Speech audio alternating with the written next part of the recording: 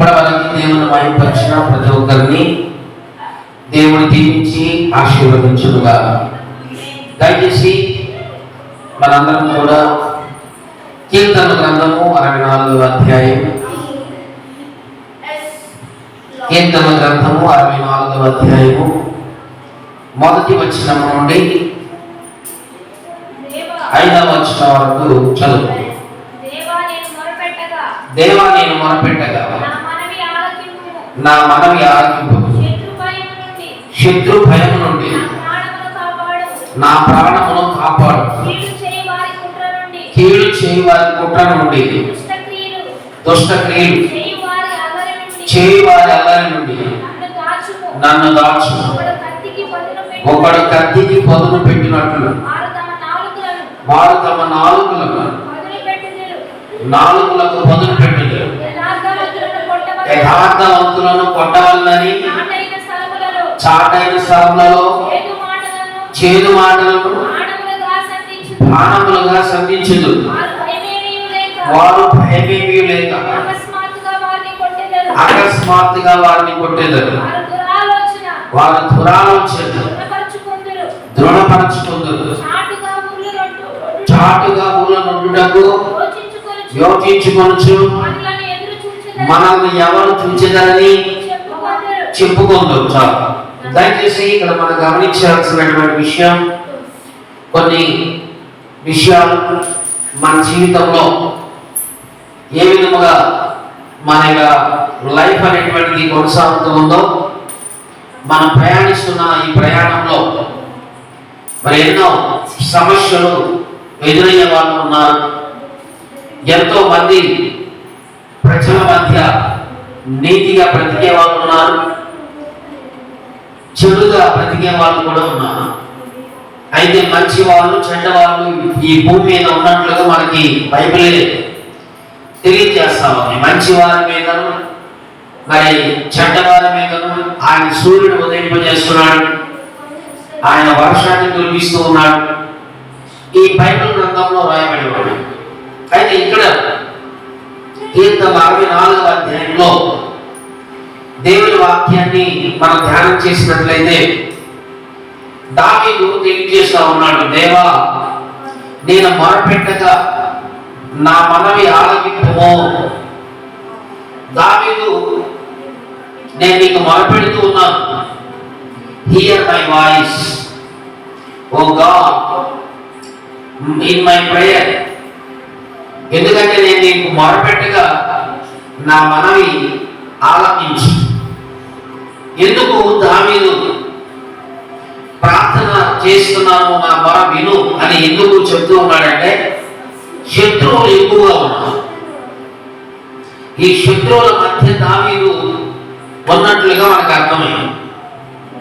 ఈరోజు దేవుని నమ్ముకున్న వాళ్ళకు ఎంతో మంది శత్రువులు ఉంటారు. సాతాను గాడు అనేక మందిని వ్యతిరేకంగా చేసే పరిస్థితులు ఉన్నాయి. కాబట్టి ఇక్కడ దావీదు జీవితంలో దావీదు దేవుని కలిగినటువంటి వాడిగా ఉన్నాడు, దేవునికి ప్రార్థన చేసేవాడిగా ఉన్నాడు. దావీదు ఎవరికి శత్రువు కలిగాడు, కానీ దావీదుకు మాత్రం శత్రువులు అనేక మంది ఇక్కడ మనకు కనిపిస్తా ఉన్నారు. అందుకనే దావీదు నేను మొరపెట్టగా, దేవా నేను మొరపెట్టగా, I cried unto you, నేను నీకు మొరపెట్టగా నా ప్రార్థన, here my voice, here my prayer, నా ప్రార్థన ఆలకించు అని దావీదు అంటూ ఉన్నాడు. అందుకే ఇక్కడ శత్రు భయం నుండి నా ప్రాణమును కాపాడు అంటే దావీదు జీవితంలో శత్రువులు ఉన్నట్లుగా మనకు కనిపిస్తా ఉన్నది ఇక్కడ. ఎందుకంటే శత్రువులు భయం అతన్ని వెంటాడుతూ ఉన్నారు. ఈ శత్రువుల భయం నుండి, ఈ శత్రువుల నుండి నా ప్రాణమును కాపాడు అంటే అతని ప్రాణాన్ని తీసేంతగా, చెప్పే మర్ర చేసేంతగా బాధించేటువంటి శత్రువులు దావీదు చుట్టూ ఉన్నట్లుగా మనకి తెలియచేయబడతావు ఈ వచనం ద్వారా. ఈ వచనాన్ని పరిశీలిస్తూ ఉంటే ఒకవేళ నీకు కూడా శత్రు భయం ఉందేమో. ఒకవేళ దావీదు వలె నువ్వు కూడా ప్రార్థన చేయవలసినటువంటి అవసరత ఏర్పడిందేమో. ఒకసారి వెరిఫై చేసుకోవాలి. ఈరోజు దయచేసి గుర్తిస్తే దేవా అంటూ దావీదు ప్రార్థన చేస్తా ఉన్నాడు, శత్రు భయం నుండి నా ప్రాణమును కాపాడు. ఈరోజు శత్రువుల భయం ఎవరికైతే ఉందో సాతాను నుండి, సాతానుడే ఒక శత్రువు. ఎవరైతే దేవుని బిడ్డలకు శత్రువులుగా ఉంటారో, ఎవరైతే దేవుని బిడ్డలకు విరోధంగా ప్రవర్తిస్తూ ఉంటారో, వ్యతిరేకమైన క్రియలు, వ్యతిరేకమైన కార్యాలు చేస్తూ ఉంటారో వాళ్ళందరూ శత్రువులే. దేవుని పనికి అడ్డొచ్చే వాళ్ళు శత్రువులు. దేవుని పనిని జరగకుండా చేసే వాళ్ళందరూ శత్రువులే. దేవుని పరిచర్యను జరగకుండా చేసే వాళ్ళు శత్రువులే. దేవుని యొక్క సన్నిధిలో సరిగా నడుచుకోకుండా ఇష్టం వచ్చినట్లుగా ఆయన మార్గాలను వైదొలిగిపోయడానికి శత్రువులే. దేవుని వాక్యాన్ని బట్టి నడవకుండా, ఆజ్ఞలను బట్టి నడవకుండా ఆపోజిట్ గా వ్యతిరేకంగా నడిచే వాళ్ళందరూ కూడా శత్రువులుగా మనకి ఇక్కడ అర్థం చేసుకోవాలి. అయితే దావీదు దేవునితో హృదయానుసారుడిగా ఉన్నాడు. మంచివాడి కనుకనే ఆయనకి శత్రు భయం ఎక్కువైపోయింది. ఆ శత్రు భయం నుండి నన్ను కాపాడము అంటూ దావీదు ఇక్కడ తెలియజేసినటువంటి ఒక సందర్భాన్ని మనం చూస్తా ఉన్నాం. కీర్తన గ్రంథంలోని 27వ అధ్యాయంలో ఒక విషయాన్ని అక్కడ ఆయన ప్రార్థన చేస్తున్నట్టుగా మనకు కనిపిస్తుంది. నేను కంటతోని ఎత్తి చూడు, నేను ప్రార్థించినప్పుడు నా మనవి ఆలకింపుము, కరుణతో నాకు ఉత్తరమిమ్ము.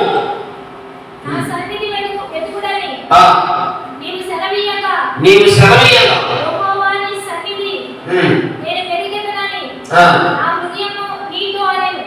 ఈ సందర్భంలో కూడా దావీదు దేవుని విడిచిపెట్టకుండా ప్రార్థన చేస్తున్న సందర్భాలు మనం చూస్తా ఉన్నాం. ఇంకా మనం ముందుకు వెళ్తా ఉంటే ఇంకా ఆయన కొన్ని భయాలు ఉన్నాయి.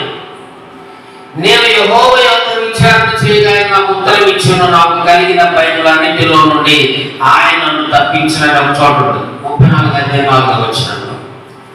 ఇక్కడ మనం చూస్తే దావీదు అనేక సందర్భాల్లో నన్ను తప్పించేయ, భయమన్నిటిలో నుంచి కాపాడు, ఇది నాకు ఇది శత్రువుల భయం ఉంది, పలానా భయాలు ఉన్నాయి, పలానా సమస్యలు ఉన్నాయి అని ఈ కీర్తన భాగంలో దావీదుకు ఆయన అధ్యాయాలు రాయడం జరిగింది.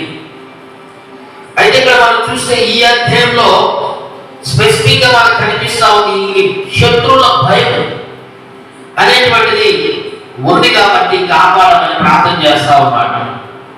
చూద్దాం. రెండవ విషయం ఏంటంటే, ఒకటేమో శత్రువుల భయం, అందును బట్టి ఆయన నా ప్రార్థన ఆలకించి ప్రభానంటూ దాని నుండి కాపాడమంటూ ఉన్నాడు. రెండవది కీడు చేయవారి కుట్ర నుండి, అంటే కీడు చేసేవారు కూడా ఉన్నారంట.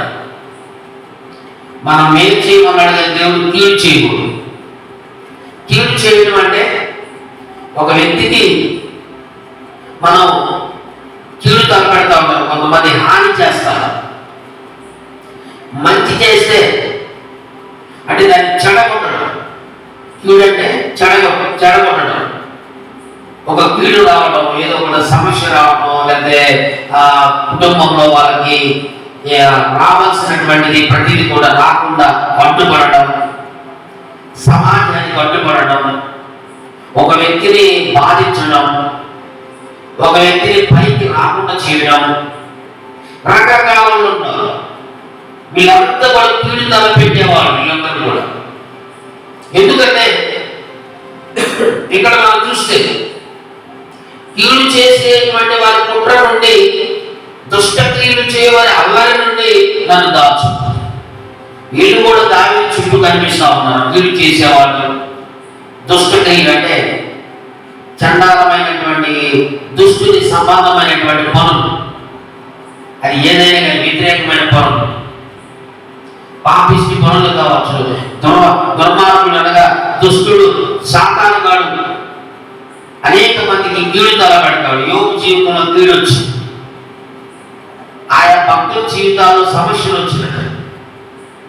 అలాగే మరి దావీదు చుట్టూ ఉన్న వాళ్ళు దావీదు కీడు చేయాలనుకున్నారు, మేలు చేయాల్సింది పోయి దావీదుని యథార్థం చేయాలనుకున్నారు. అయితే కీడు చేయవారి కుట్ర నుండి, దుష్ట క్రియలు చేయవారి అల్లారి నుండి, ఇటువంటి అల్లాల నుండి నన్ను దాచుమయ్యా అని దావీదు వేడుకుంటున్నాడు. రెండవ పాయింట్, కొన్ని శత్రువుల భయం నుండి కాపాడమంటా ఉన్నాడు, నా ప్రార్థన వినమంటా ఉన్నాడు, నా ప్రాణాన్ని కాపాడమంటున్నాడు. ఇక్కడికి వస్తే కీడు చేయవారి కుట్ర నుండి చూడండి, అట్రాక్షన్ చూడండి, కీడు చేయవారి కుట్ర ఆలోచన నుండి. కొంతమంది కుట్ర పండుతారంటే పగ లోపల పెట్టుకుంటారు. మనం చూస్తే అతన్ని దాచుకోవటం అంటే hid me from the secret council of the wicked, from the insurrection of the workers of iniquity.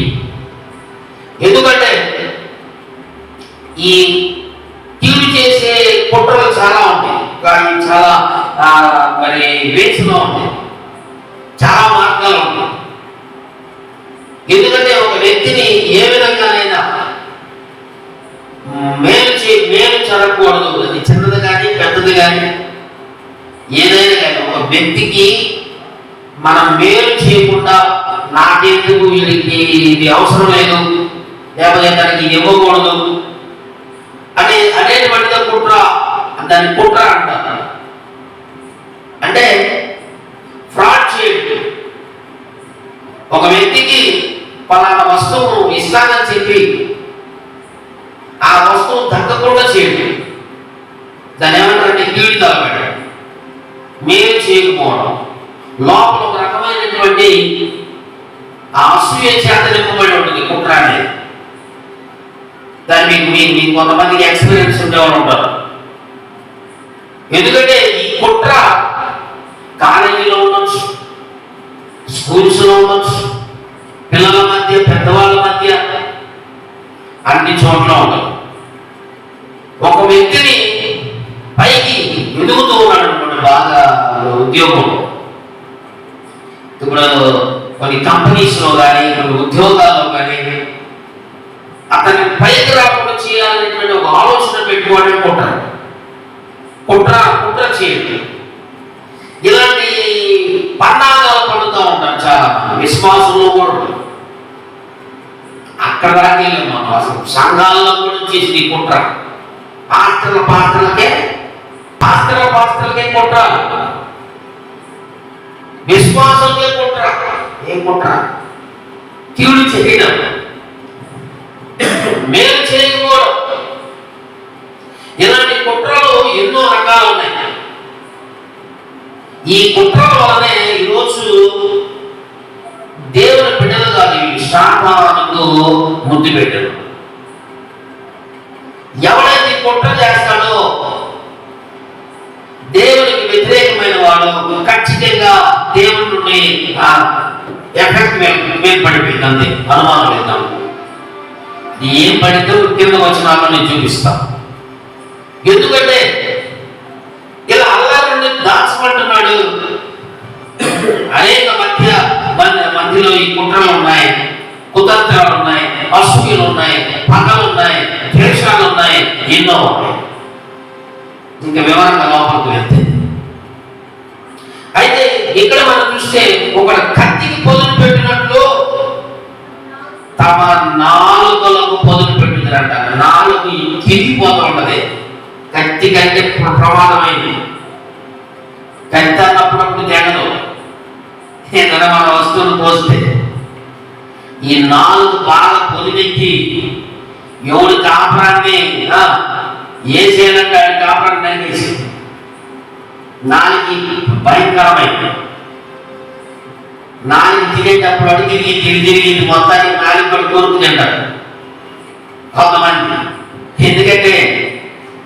ఈ నాలుకలకు పొదుపు పెట్టి ఒక్కొక్కడి గురించి ఏం చేయాలి ఒక కత్తికి పొదుపు పెట్టినట్టు కత్తికి బాగా నూరుతాడు. ఎందుకు? ఒక దెబ్బ చెట్టు దిగిపోవాలి కొమ్మ. మనలోకి వెళ్ళేటప్పుడు అడవిలో పొలం నరకడానికి కత్తికి సాన పెట్టేవాడు. ఒక కొయ్యలాంటి తీసుకుని కొయ్యి మీద ఇసుకేసి ఇసుక మీద సాన పెట్టేవాళ్ళు, కత్తికి పొదును అనమాట. కొంతమంది వెనుక పెట్టేవాళ్ళు, రకరకాల ఉంది. పొదును పెట్టినట్లు నాలుగుకి పొదును పెట్టుకుంటున్నారు ఈరోజు. అంటే దాని అర్థమైంది, కత్తితో తెగేసినట్టుగా నాలుగుతో మాటలు చెప్పి కత్తిలాంటి మాటలు చెబుతారు. ఏం మాటలు? కత్తిలాంటి మాట్లాడేవారంట. ఈ కత్తిలాంటి మాటలు ఏం జరుగుతుంది అంటే, ఈ కత్తిలాంటి మాటలు కత్తి ఆ మాటలు చెప్పి ఎంతో మందిని తెగనటువంటి నాలుగులుగా ఈరోజు ప్రపంచంలో ఉన్నాయి. ఇట్లాంటి నాలుగులు ఎన్నో కొంపల్ని తగలబెట్టి ఎంతో మంది సేవకులను, విశ్వాసులను, ఎంతో మంది ఎన్నో సకాలను నాలుగుకి పొదుపు పెట్టి రోజు ఇదే పని. ఎవడు నరుకుదామా, ఎవడు చంపుదామా, ఎవడిని ఏం చేయాలా అని చెప్పి ఈ నాలుగు లేకపోతే మనం నత్తి వాళ్ళు మాట్లాడతారా? నాలుగు శక్తి మాట్లాడు. నాలుగులో చాలా జాగ్రత్తగా పెట్టుకోలేదు. నాలుగుని లాగి కోసేస్తాడు దేవుడు. ఈ నాలుగు అనేటువంటి కోసి మొత్తం చూపిస్తాడు. మాట్లాడము అని అగ్గిలో పడేస్తాడు. అందుకే నాలుగులకు పొదులు పెట్టిందంట కొంతమంది. వీళ్ళు ఎవరంటే శత్రువు, కుట్ర చేసేవారు, భయంకరమైనటువంటి పరిస్థితులు కలిగినటువంటి వాళ్ళు. ఇదొక మ్యాచ్. రోజు నాలుగు పొదుపు పెట్టుకుని నాలుగులు తిప్పుతూ కొరుకుతూ ఆడేం చేయలేకపోయానని చెప్పి కొరికేసుకున్న నాలుగు కూడా దిగిపోతాం. ఒక పళ్ళు కొనుక్కుంటూ నాలుగు కూడా కొనుక్కోవటం అది ఒక పెద్ద దెయ్యం. బాపట్లో ఉంది. ఆ కేసు నాటికి వచ్చింది, మొత్తానికి ఫోన్ ఆగిపోయింది. ఎందుకంటే నాలుగు పొదుపు పెట్టుకుని భయంకరంగా ఎంతో మందిని పాడు చేసే వాళ్ళు ఉన్నారు. అది దావీదు, దగ్గరపోవడం ఇలాంటి వాళ్ళు ఉన్నారయ్యా. నాలుగులో పొదుపు పెట్టుకుంటారని చెబుతున్నాడు దేవుడికి. నువ్వు కూడా నీకు కూడా పొదుపు పెట్టి నిన్ను కూడా పాడు చేస్తా ఉంటాయి. కుట్రలు చేసేవాళ్ళు, ఇరు చేసేవాళ్ళు ఒకవేళ మంచి ఉంటే దేవుడు అడుగు దాచిపెట్టిన ఆయన వాళ్ళకి దొరకకూడదు ఆయన. నాలుగు మనం చూస్తే యథార్థవంతులను కొట్టవలనని చాటైన స్థలంలో ఇదొక బ్యాచ్. ఎవరైతే మంచిగా ఉంటారో, ఎవరైతే నీతిగా బ్రతుకుతారో, ఎవరైతే మరి దేవుళ్ళు నడుచుకుంటా ఉంటారో దావీదును కొట్టాలని ఇదొక ప్రణాళిక. కొంతమందిని కొట్టలేక నాలుగులకు పొదులు పెట్టి నాలుగు ద్వారా చంపితే మరి కొంతమంది క్యూర్ చేయాలని కొంతమందితో టైప్ అయితే కొంతమంది శత్రువులుగా తయారయ్యి గ్రూపులు కట్టి ఎంతో మందిని నాశనం చేస్తూ ఉంటే ఈరోజు ప్రార్థనల పేరున కూడా మోసం జరుగుతుంది. ప్రార్థనల పేరున కూడా సంఘాలను తెలియకుండానే నిజమైన భక్తులను, సేవకులకు వ్యతిరేకంగా పనిచేసి చివరికి వారి జీవితాలను పాడు చేసుకున్న వాళ్ళు ఎంతో మంది ఉన్నారు. దేవుని సేవకులకు వ్యతిరేకంగా తయారైపోయి దేవుని ఉగ్రతను తెచ్చుకున్న వాళ్ళు ఎంతో మంది ఉన్నారు. ఒక్కసారి రాలేదు, ప్రళయం వచ్చి పడిందంటే ఇక ఎవరు ఆపలేడు. తొక్కి భూమిలో అలా తొక్కేస్తాడు. కాబట్టి ఎదగరాడు. మరుగుజ్జోళ్ళు అంటారు వాళ్ళు. మరుగుజ్జోళ్ళు అంటే టిప్పు అంటారు. అప్పుడు టిప్పు అంటే పొట్టి, టిప్పు అంటే పొట్టి. ఎదగవాళ్ళు ఎందుకంటే వాళ్ళు శత్రువులు కాబట్టి. వాళ్ళు మరుగుజ్జు తయారవడానికి కారణం ఇట్లాంటి కుట్రలు వల్ల, ఇలాంటి కీడు చేయడం వల్ల, ఇలా దేవుడికి వ్యతిరేకంగా ఉండటం వల్ల ఇదిగో ఈ విధమైనటువంటి కొట్టడానికి కూడా సిద్ధమైపోతాయి. ఫైనల్ ఏం చేయలేక అన్ని తగ్గించుకోవడం దావీదు కొట్టాలి, ఎక్కడ దొరుకుతాడు కళ్ళు చదువుతున్నా. దావీదు గోలియాతుని చంపాడు. ఈ దావీదు ఏం కొడతాడు? దావీదు మరి మనుషులు తీసుకుని దెబ్బపోతాడు. అందుకని దావీదుని కొట్టవలనని చాటైన స్థలములలో చేదు మాటలను, మామూలు మాటలు కాదు, తీయ మాటలు వేరు. మరి చేదు మాటలు అంటే ఆ మాట చేదు, చచ్చిపోయారనో లేకపోతే జరగాలనో వీళ్ళని చంపేయాలనో నరకాలు వీళ్ళని ఏదైతే అవి చేదు మాటలు. ఈరోజు మన జీవితంలో ఈ చేదు మాటలను బాణములుగా సంధించుడు. వారు భయమేమీ లేక అకస్మాత్తుగా వారిని కొట్టేశారు. అసలు భయమేముంది కాదు, అస్సలకి నిద్ర పడుతుందండి. వాళ్ళకి 12 అయినా 1 గంట అయినా భోజనం జరుగుతూ ఉంటుంది. ఏం చేయాలి, ఏదో వస్తాడు, మ్యాప్ చేయాలి. పెన్ను మ్యాప్ తెచ్చుకుని ఈ జంతి ఏమొచ్చింది, ఈ జంతి సింహం ఉంది, దీన్ని కొట్టలేం, ఏం చేయాలి, ఇది కొట్టాలని ఇది రావాలి. ఈ దావీదు దేవుడు ఉన్నాడని వీళ్ళకి ఎందుకు కొట్టరామనినా ఆఖరి కొట్టాలని అనుకున్నా. వీళ్ళందరూ కూడా భయమేమి లేకుండా చేదు మాటలతో వాళ్ళకి చేస్తాము. చేదు మాటలు బాణములుగా సంధించుదురు. వారు భయమేమి లేక అకస్మాత్తుగా వారిని కొట్టుదురు. వారు దురాలోచన దృఢపరచుకుందరు. ఇక స్ట్రాంగ్ ఫిక్స్ అయిపోతారు. చాటుగా ఈ మార్గం అక్కడ గురి పెట్టేసేసి బాంబులుగా పెడితే చిన్నకు తెలిసిపోతాడు. అప్పుడప్పుడు సీఎంలకి రకరకాల పెద్ద పెద్ద వాళ్ళకి పెడతా ఉంటారు. అలాగే జరిగింది అప్పట్లో కొంతమంది ఇలా ఫిక్స్ చేస్తారు. గురువును నొట్టుటకు యోచించుకోవచ్చు, మనలను ఎవరు చూచిద్దరని చెప్పుకుంటారు. ఎప్పుడు చూడాలనుకుంటాడు, బయట దేవుడు చూస్తున్నాడు. ఈరోజు చాలా మంది విధానం ఏంటంటే పైకి వందనాలయ్యా ఉట్టిదే, వందనాలమ్మ గారంటే ఉట్టిదే. ఈరోజు వందనాలు అంటూనే పైకి వందనాలందురు, మరి వారేగా నీతిమంతులౌదురు. మానవులందరూ ఒక్కటేనని, మదిలో మన దేవుడు ఒక్కడేనని అనే పాట ఉంటుంది. పైకి వందనాలు చెప్తా ఉంటారు. దొంగ నటించే వాళ్ళు ఎంతో మంది ఉన్నారు. నిజమైన వందనాలు వేరుగా ఉంటారు, పైకి వందనాలు వేరుగా ఉంటారు. ఇప్పుడు ఏం జరిగిందో తెలుసా? మొత్తం బ్యాచింగ్ చూసేసి అర్థమైందా? ఈ బ్యాచ్ మొత్తం కూడా మనకి ఇప్పుడు తగిలేదు. ఇక్కడ ఎవరన్నా అట్లాంటి బ్యాచ్ ఎవరన్నా ఎక్కడైనా కానీ మన ఊర్లో కానీ మరి అంతట్లో ఎవరైనా ఉండాలని చెక్ చేయి. ఇలాంటి వాళ్ళకి జరగబోతుంది చూసుకోండి. కుట్రలు చేసిన వాళ్ళు, చేదు మాటలు చెప్పిన వాళ్ళు, కీడు చేయాలనుకున్న వాళ్ళు, దురాలోచన కలిగిన వాళ్ళు, గురిని త్రాళ్ళను కొట్టాలని చంపాలని ప్లాన్స్ తీసిన వాళ్ళు, వీళ్ళందరూ దురాలోచన చేసిన వాళ్ళందరికీ ఏం జరిగిందో తెలుసా? ఆలోచన చదవండి. వారు దుష్టక్రియలు తెలుసుకోవడము ప్రయత్నింతులు, వెదకి ఉపాయము సిద్ధపరచుకుందరు. ప్రతి వారి హృదయాంతరంగము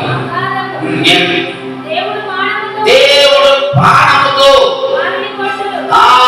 దేవుడి దగ్గర బాణం ఉంది. దెబ్బకి ఈ బాణాలన్నీ ఆగిపోవడమే.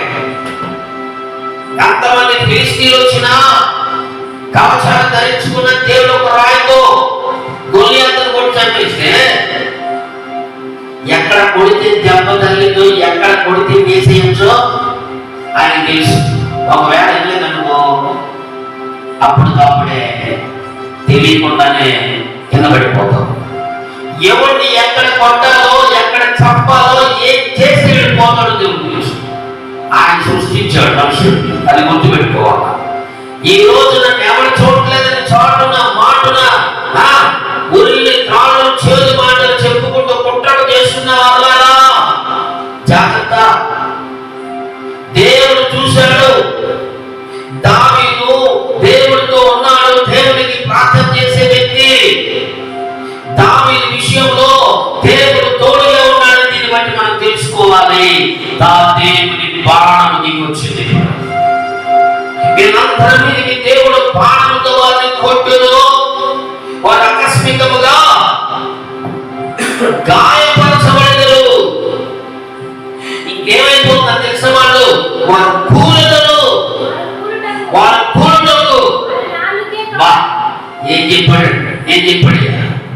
వాళ్ళు కూలిపోవడానికి 4 పొదిని పెట్టారే, మొన్న కత్తికి పెట్టినట్టు బాగా పొదినెక్కిపోయి, పొదినకి ఎవరు నడుపుదామా, ఎవరు చంపుదామా, ఎవరిని నాశనం చేద్దామా దానికి కుట్ర దురాలోచన కలిగి ఉన్నటువంటి 4 ఏమైపోయినాయి?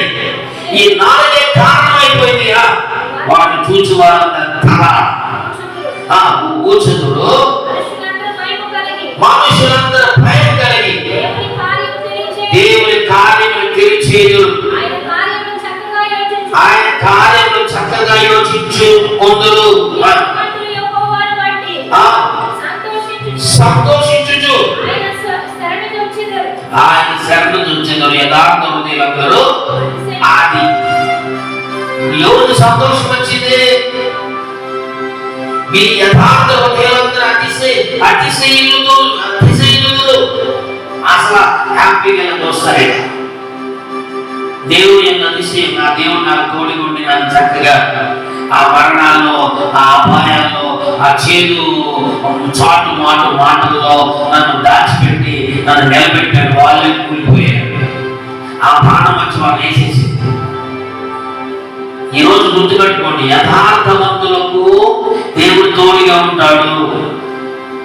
నీతిగా ఉండే వాళ్ళకు దేవుడు తోడుగా ఉంటాడు. అన్యాయం చేయని వారికి దేవుడు తోడుగా ఉంటాడు. వాళ్ళ పక్షాన బాణాలు విసురుతాడు, వారిని ఆకస్మికంగా కూల్చేస్తాడు. గుర్తుపెట్టు, ఏమని చూడలేలే, దానికి ఏం తెలియలే, నా ఇష్టం వచ్చినట్టు చేయొచ్చు అని నువ్వు అనుకుంటే దేవుడు ఉన్నాడు కదా దానికి తోడు. ఈ రోజు భక్తులు జీవితాల్లో ఇలాంటి శత్రువులందరూ కూలిపోయారు. ఎందుకంటే దేవుడు తోడుగా ఉన్న ఇజ్రాయెల్ ప్రజలను దేవుడు కాపాడినట్లు ఈరోజు నిన్ను నన్ను అందరినీ చూస్తున్నాడు. అందుకే ఎవరి మీద కుట్ర చేసామో వాడే కూలిపోతాడు. ఎవరినైతే పాడు చేయాలనుకున్నావో ఆలోచన పెట్టుకున్నావు నువ్వే పోతావు. ఎందుకంటే ఏం కాదు. ఎందుకంటే దేవుడు ప్రార్థన చేసుకుంటున్నాడు, ప్రభువా ఇంటి నుంచి నన్ను దాచిపెట్టు, ఇంటి నుంచి నన్ను కాపాడు, వీళ్ళందరి నుంచి నన్ను రక్షించు అంటున్నాడు కదా. దేవుడు ఊరుకోడు. బాణాన్ని విసిరాడు, శత్రువులను మరి కూల్చేశాడు. నీతిమంతులు యెహోవాను బట్టి సంతోషించుచు ఆయన శరణు చూచుదురట, యథార్థవంతులు అందరూ అతిశయించుదురు అని చెప్పేశారు. మనుషులందరూ భయం కలిగి దేవుని కార్యం తెలియచేయదు, ఆయన కార్యం చక్కగా యోచించుతారు. అయితే అక్కడ మనం 7వ వచనంలో దేవుడు బాణంతో వారిని కొట్టాడు, వారు ఆకస్మికంగా గాయపరచబడతారు. ఆకస్మికంగా ఎప్పుడు దెబ్బేస్తాడో తెలియదు. గుర్తుపెట్టుకో, దాని అర్థం బాణం తగిలింది నీకు, దేవుడు దెబ్బ కొడతాడు. బాణం అంటే కొట్టడం. ఆ బాణం వేసినప్పుడు ఆ దేవుని ఆ కోపం వచ్చి దెబ్బ తగలాలంటే ఆ బాణం వస్తాయి. కాళ్ళు వేసుకోవాలని తీసిపోయి, వీడి గుండెకాయ పోవాలని పోయి, తల వేసుకోవాలని తలకాయ వేసిపోయి, మెంటల్ అయిపోవాలని మెంటల్ అయిపోయి. ఈ దేవుని ఇష్టం. కానీ దావీదుకి ఏం కావాలి? కారణం దేవుని ప్రార్థన దావీదును కాపాడు. ఒకవేళ శత్రువులు బట్టి లొంగిపోవద్దు, శత్రువులు బట్టి భయపడద్దు. దావీదు భయంలోనే ప్రార్థన చేశాడు, ప్రభువా నన్ను కాపాడు కాపాడు. నిద్రకు లేని రాత్రులు ఎన్నో ఉండేవి, భయపడిపోతూ దాక్కున్న సందర్భాలు ఎన్నో ఉండేవి. విర్రమీగా ఉంటారు దావీదును చూసి. కానీ దావీదుకు ఒక టైం వచ్చింది. మంచి రాజు అయ్యాడు. మాకు శత్రువులంతా ఎదురు వెళ్ళిపోయాడు. 40 సంవత్సరాలు హ్యాపీ. అందుకే దేవుడు కలిగిన వారు ధనులు, దేవుడు వారిని దీవిస్తాడు, శత్రువులు కూల్చేస్తారు. ఆకస్మికంగా తగిలింది. ఏం కావాలనుకుంటారు శత్రువులు, కానీ దెబ్బ తగిలిందంటే దేవుడి నుండి వచ్చిందా ఎవడాపలేడు, ప్రపంచంలో ఎవడాపలేడు. మళ్ళీ చావకుండా ఎరగొట్టి అప్పుడు చేస్తారు. మళ్ళీ అవసరమైతే ఇక వద్దని తీసేస్తాడు. అప్పటికి పశ్చాత్తాపడానికి పోతే ఇలా ఉంటుంది దేవుడికో. కాబట్టి ఈరోజు మనకు కూడా శత్రువులు ఉంటే మీరు ఒకటే ప్రార్థన చేయండి, ప్రభా నన్ను దాచిపెట్టు, కాపాడు, వీళ్ళందరి నుంచి నన్ను రక్షించయ్యా, నన్ను ఒక మంచి స్థితిలో సంతోషం ఆనందం నా కుటుంబానికి ఇవ్వాలి ప్రార్థన చేస్తాను. ఇప్పుడు వారికి నీ పరిస్థితి ఎలా ఉన్నా దేవునికి మేలు చేయబోతున్నాడు. ప్రార్థన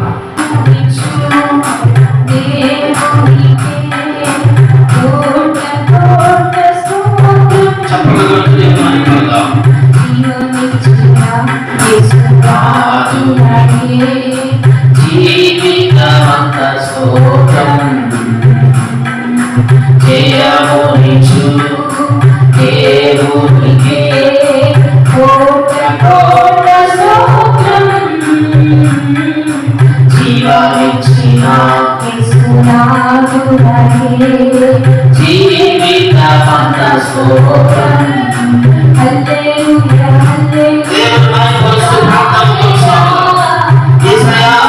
శత్రువులు ఎంతో మంది, నన్ను బాధించే వాళ్ళు ఎంతో మంది ఉన్నారు, గాయపరిచే వాళ్ళు ఉన్నారు, చంపాలని చూసే వాళ్ళు ఉన్నారు, కుట్ర చేసే వాళ్ళు ఉన్నారు. భోజనం పెట్టి అయ్యా ఈరోజు ఎంతో మంది నాలుగు చంపాలని ఫోన్ చేయాలని నా జీవితంలో ఎంతో చేసే వాళ్ళు ఉన్నారు. ఒకసారి వారిని నీ చిత్తమని రక్షణ నీ చేతులకు అప్పగిస్తూ నువ్వు వారి తోడు ఉన్నందువల్ల మమ్మల్ని దాచిపెట్టే దేవుడు, మా మీద కాపాడు చేసే దేవుడు ప్రార్థన చేశాడు.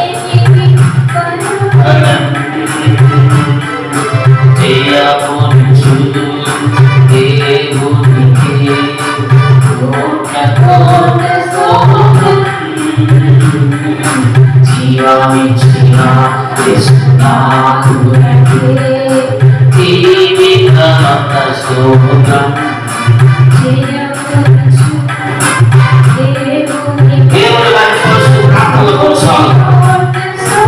నీ కోరికలు, నీ ప్రాణాన్ని కాపాడండి, నా ప్రాణాన్ని కాపాడండి. యథార్థవంతులుగా దేవుడు తోడుగా ఉంటాడు.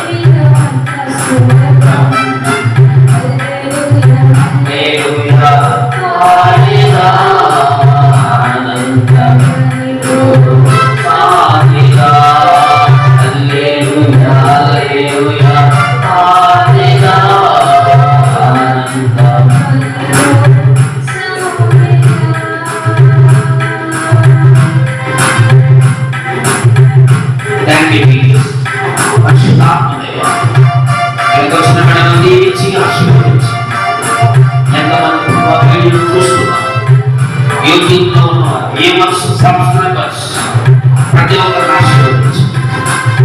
ఇదిగో ఈ దినం నీ సన్నిధిలో మేము ఉండాలి. నేను మరింపరిచే వాళ్ళుగా ఉండాలి, ఘనపరిచే వాళ్ళుగా ఉండాలి, నాకు తోడుగా ఉండాలి. ప్రతి బాధ సమస్య నుండి విడుదల చేసి, శత్రు భయాలన్నిటి నుంచి విడుదల చేసి, సంతోషం ఆనందం ప్రతి బిడ్డకు నీతి మందులకు దయచేసి నేను ఎదుగుతున్న వాళ్ళకి దొరికే దేవుడు, ప్రార్థిస్తే అడిగితే ఇచ్చే దేవుడు, సహాయం చేయి, దీవించి నడిపించి. ఈరోజు ఎంతమంది అయితే నీ సన్నిధికి వచ్చారు వారందరూ నాశనం చేసి నీ పని జరిగిస్తున్న వాళ్ళందరూ కలిసి ఆత్మీయురాలు మమ్మల్ని తోడుగా ఉండి సహాయం చేసి ఆయన మీరే మమ్మల్ని నడిపించి. ఇదిగో శనివారం జరుగుతున్న 15 కార్యక్రమం జరుగుతున్న 50 days ఫాస్టింగ్ ప్రేయర్స్ లో కూడా నాకు తోడుగా ఉండి మమ్మల్ని నడిపించి సంతోషం ఆనందం కలిగించి యేసునామమున అడుగుచున్నాము తండ్రి. Amen. Amen. May God bless you.